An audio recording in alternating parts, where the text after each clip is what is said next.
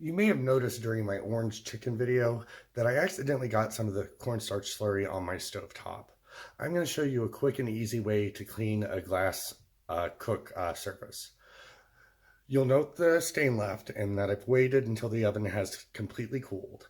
Now I'm going to sprinkle baking soda over the burner. And then I'm going to cover it with a warm, damp cloth. I'm going to let this set just like this for 15 minutes, and then I'll come back to finish cleaning it. And we've let this set for about 15 minutes.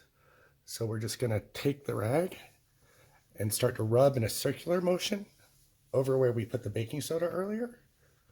You can see how most of it's just coming right off.